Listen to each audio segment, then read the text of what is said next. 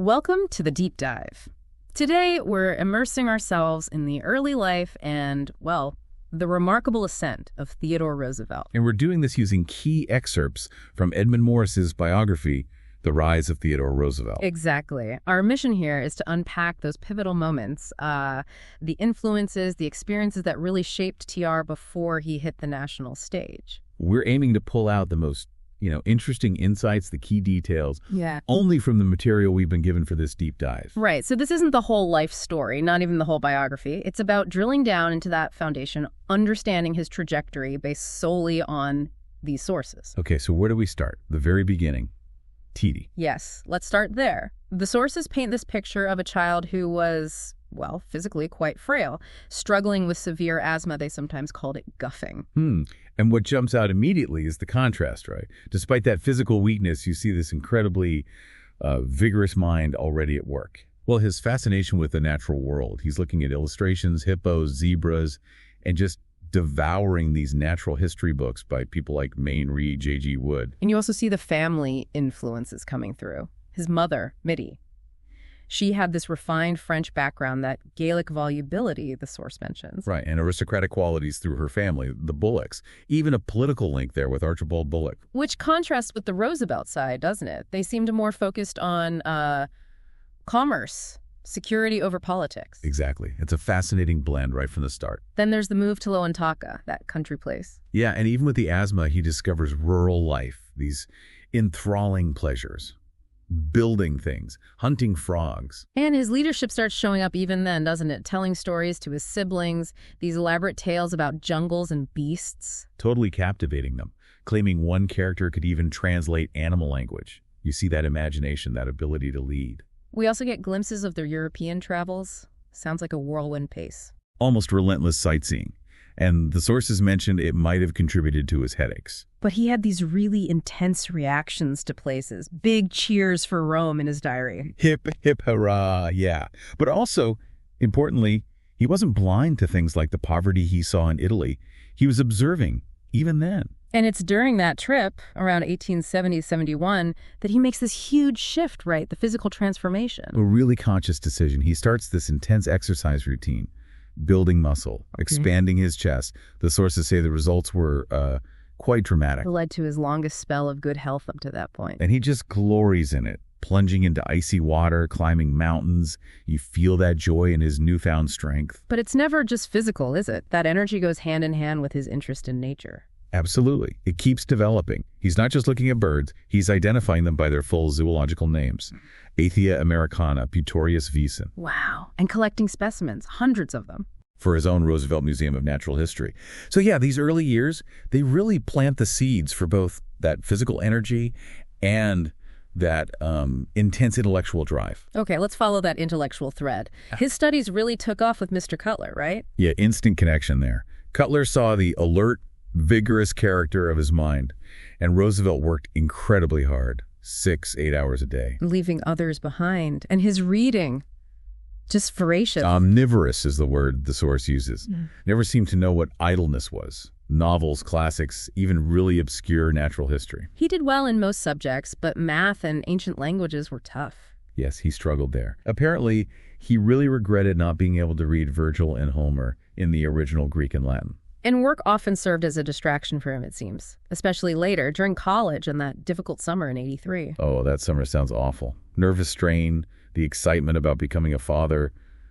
It brought back the asthma, plus this cholera morbus. Sent away to Richfield Springs, he didn't mince words about that place. Quintessence of abomination, he called it.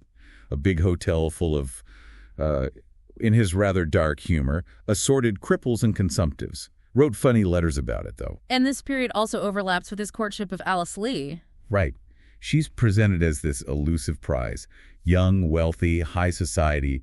His initial approach was, well, intense.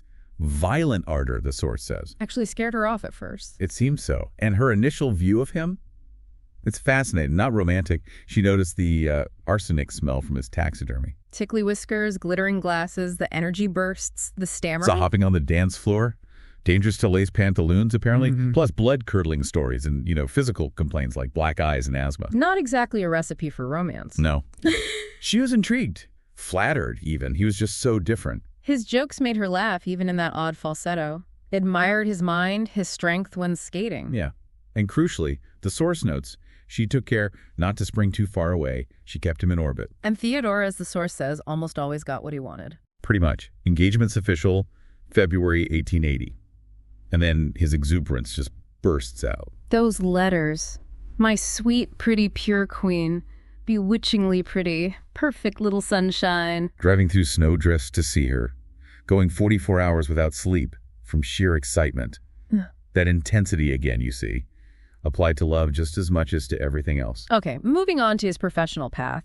Law wasn't the final answer for him. No, his interest faded. Attended lectures at Columbia on and off, but politics and writing, they felt like a better fit for his energy. And the shooting of President Garfield in '81 seems to have really spurred his political thinking. Called it a frightful calamity. Yeah. And significantly added, this means work in the future for those who wish their country well. A call to action for himself, maybe? What was the political climate like then within the Republican Party? Pretty fraught, actually. You had this deadlock between the stalwarts, the sort of machine guys, and the half-breeds who were more independent or reform-minded. Garfield was a compromise. Exactly. An unpopular one in some circles. So the factions were still simmering when TR arrived in Albany. And his first impressions of the assembly. Found it rougher, coarser than he expected. Like some of the guys from the country, but initially, yeah, a lot of them just saw him as a rich swell. Until that first speech in January '82. That changed things. He jumped up protesting a deal with Tammany Hall. The clerk recognized him. The sources highlight his boldness that was almost startling. Press reaction was mixed, wasn't it? Very mixed. The Times loved his directness, predicted a splendid career. But Jay Gould's paper basically told him to learn the difference between a legislative inquiry and a campaign speech. Caused quite a stir, though. The Delavan house was buzzing. Definitely got people talking. And he dove right into reform, like investigating Judges Westbrook and Ward. What was his thinking on labor around then, 1882? Pretty standard for his class at the time, it seems. Believed every man was master of his own fate. Didn't really seem to question his own privilege, attributing family wealth to ancestors' efforts. That Westbrook Ward investigation, that must have been an education. A harsh one. Looked like impeachment was likely. Rumors, a straw poll supported it. What then? Last-minute maneuvering, mysterious influences, bribery. $2,500 each for 3 committee members to change their votes. Just like that. Flip the majority against impeachment. Just like that. The final report was incredibly weak, called Westbrook merely indiscreet and unwise. A real lesson in how corruption worked against reform. 1883 seems like a tougher year for him politically. Yeah, some setbacks. Made some comments that got him laughed at in the House, like saying the good in his party predominated. The papers reported uncontrollable laughter. He also faced criticism for changing his position on a bill. Bitter criticism. Called a weakling, hoodlum, bogus reformer. But he admitted he was wrong, publicly. Which took guts, the sources suggest. More guts than the governor showed, apparently. He ended up voting with Democrats and Tammany against his own party on that one. Showed that independent streak again. Interesting. And he was watching figures like Governor Cleveland closely? Fascinated by him. Especially why Cleveland would propose anti-machine bills that could split his own Democratic Party. Always analyzing the political game. Okay, let's shift gears dramatically. The Badlands. Ah, yes. A place that looms large in the TR story. The descriptions are fantastic. Oh. Little Missouri or Little Misery. The saloon. Big-mouthed Bob's Bug Juice Dispensary. Selling 40-mile red-eye. You can almost taste it. Just the landscape. Dwarfed by buttes. That huge Dakota sky. When he got to the Maltese Cross Ranch, the welcome wasn't exactly warm. Not from Ferris and Merrifield. Eastern dudes weren't popular, especially the four-eyed variety. Spectacles were a sign of defective moral character, apparently. These ranchers sound tough. Quiet, ill-lettered, humorless. Whipcord tough. But Roosevelt already had money in a Wyoming cattle company, so his interest wasn't just tourism. There was a business angle. And he jumps right into action, chasing horse thieves. Redhead Finnegan. Yep. While waiting for a boat to be built, what does he do? Starts writing his book on Thomas Hart Benton. Finishes the first chapter right there. Incredible focus. Though he felt his writing style was still rough. Yeah, saw a lack of sequitur. Always self-critical. And on the actual chase, he brings books Arnold, Tolstoy, and a camera. Already thinking about an illustrated article. The chase itself sounds grim. Mud, cold, fatigue. Gloomy walk, the source calls it. Dogged, weary resolution. Didn't dare sleep, watching his companions finally deliver the thieves after 36 hours awake. Sheer grit. And he finished most of the Benton book super quickly. 83,000 words, bulk of it in 3 weeks in spring '86. Wrote it in Medora, paced upstairs writing, complained it was horribly hard work, even read pages to the ranch hands for feedback. But then came that terrible winter, '86, '87. Devastating for the cattle industry. Estimates of 75–85% loss on average. TR probably lost around 65% himself. Huge financial hit. He had $80,000 invested. Yeah. He was bluer than indigo, feared losing more than half of it. That's when he decided to get out of ranching. Said he couldn't even enjoy visiting the ranch anymore, just wanted home. The financial pressure continued. Deficits later on. Had to sell property. Worried about being a man without means. Needing freelance money, especially with a growing family. And looming over all this, that unimaginable personal tragedy in February 1884. Just devastating. His wife Alice dying of Bright's disease. His mother Mittie of typhoid. In the same house. Hours apart.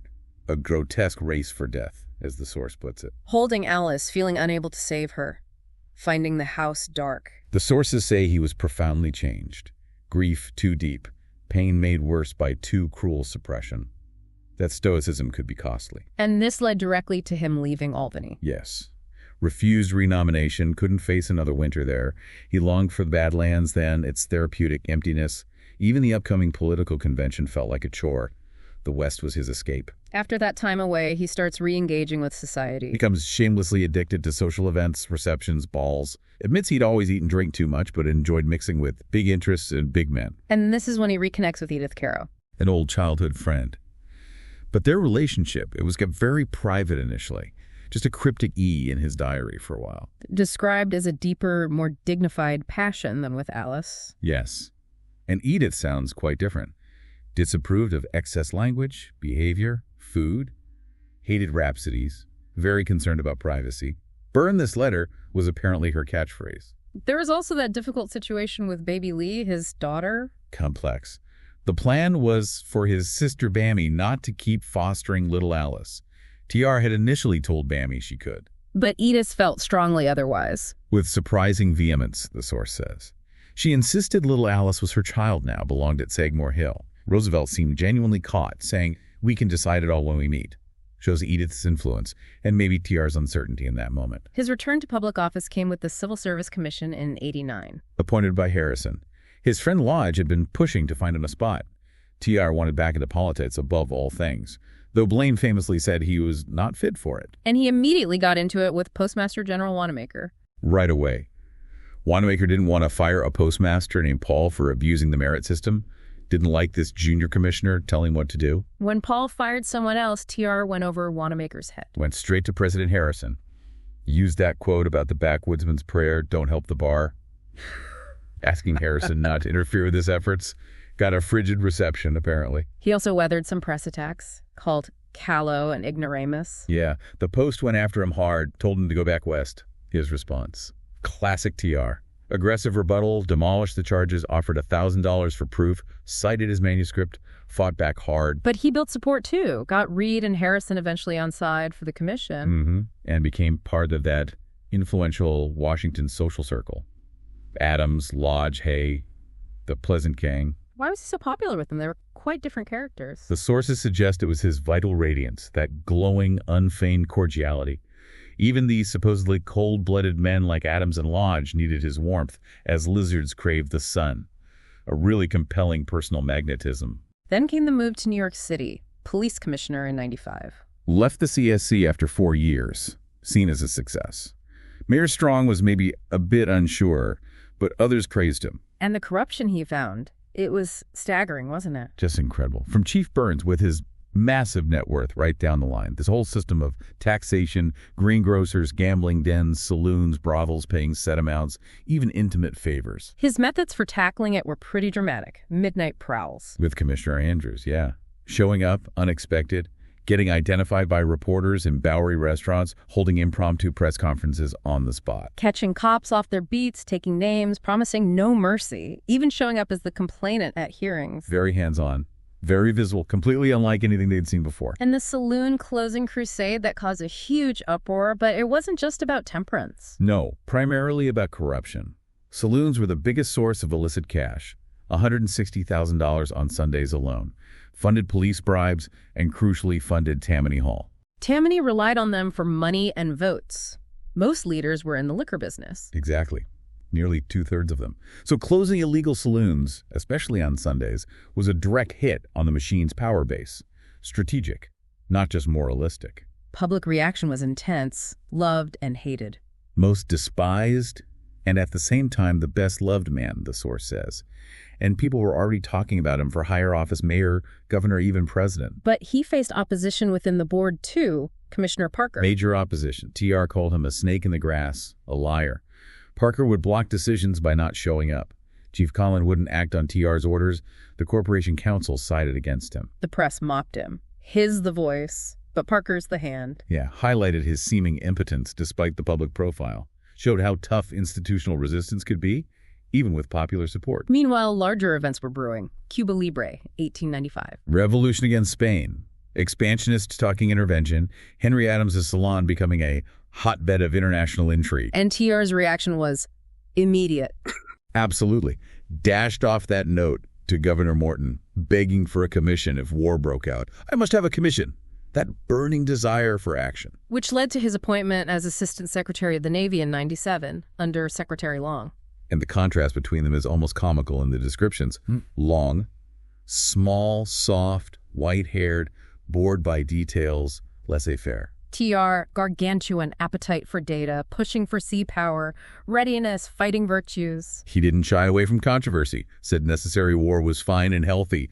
All the great masterful races have been fighting races. Called cowardice the unpardonable sin. Pointed to global issues, Spanish brutality. His stance was clear. Better 1,000 times err on the side of over-readiness to fight. How did Secretary Long take all this? Not well.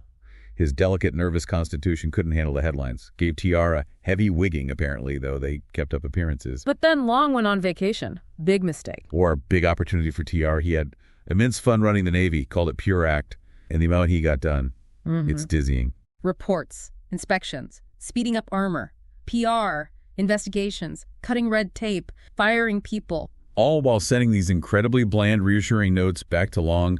You must be tired. Don't want you bothered. Masterful maneuvering. And the single most important action during that time. Ordering Commodore Dewey to Manila.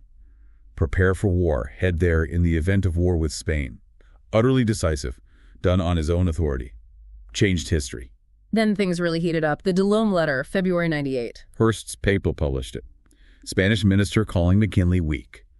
Worst insult to the United States. Authenticity confirmed. Big provocation. Followed days later by the main explosion. Huge shockwave. Great wave of excitement. Tremendous and uncontrollable feeling. TR immediately seized the moment, demanding war, demanding action. And Hung rushed back, didn't he? Found TR had nearly caused more of an explosion than happened to the Maine. Said the very devil seemed to possess him. But the war machine TR had cranked up. It was too late to stop. Long basically had to go along with it. Didn't countermand TR's orders, including Dewey's. Nope. Deferred to TR's energy, his intellect, maybe his sheer force of will, though Long resolved never to leave him in charge alone again. Blamed TR's natural nervousness. And TR kept pushing McKinley towards war, the famous chocolate eclair comment about backbone. He was relentless. Despite diplomacy, McKinley eventually sent the war message. Why? Maybe pressure, maybe conviction, maybe just the tide of events. The sources suggest America kind of needed a war. Yeah, and TR was ready to jump right in. Which brings us to the Rough Riders. San Antonio, May '98. Arriving in that distinctive fawn uniform, yellow trim, Camp Wood already being called Camp of Roosevelt's Rough Riders. Initial reaction from some recruits wasn't total adoration. No, some disappointment. The big objection was that he wore glasses. But TR knew these types of men, the frontiersmen. Gazed back, recognizing them. Saw them almost as figures from his historical writing, Winning of the West. Exactly. Recognized names linked to the past. That line blurred for him. It created a powerful bond, leader to men. Getting them to Cuba sounds like pure chaos, though. Tampa. Utter logistical failure. No trains, seizing coal cars, confused orders. A scene on the quay, 30 transports, total mess. Wood's weary walkers waiting. And then Wood and Roosevelt literally hijacking the ship Yucatan midstream because the quartermaster couldn't get it sorted. Found out later it was assigned to others. And TR bringing photographers aboard. That's pure instinct for publicity. Amazing foresight. I can't take care of a regiment, but I might be able to handle 2 more. Called him 19th century America's greatest master of press relations. Probably right.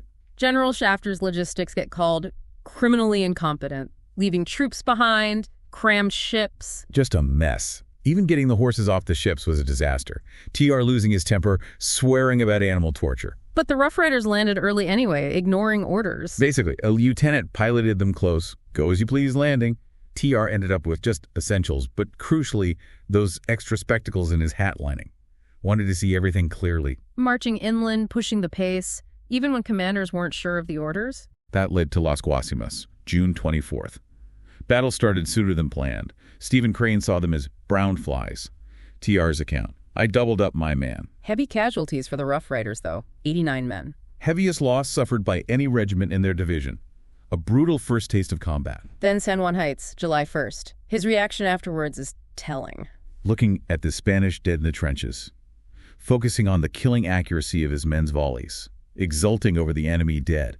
Shows the intensity, the mindset of that moment. American losses were high too, of course. His return was triumphant. Instant celebrity. And politically savvy. That trip to Oyster Bay, timed perfectly for the Republican meeting. Platt couldn't ignore the enthusiasm. Polls showed TR was the choice for governor. Platt was non-committal, but the press picked up on it. And the campaign itself? A whirlwind. 17 stops, huge crowds. Talked issues, but vaguely. Leaned heavily on the Rough Rider image. Definitely. Found any remark about them got applause. Told the San Juan story, joked about hecklers. The buzz was undeniable. Odds improved for him. So he becomes governor. But the tension with Senator Platt starts almost immediately. Their brittle alliance, yeah. Platt feared he'd be a bull in a china shop.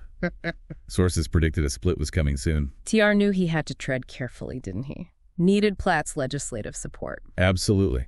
Decided on utmost delicacy.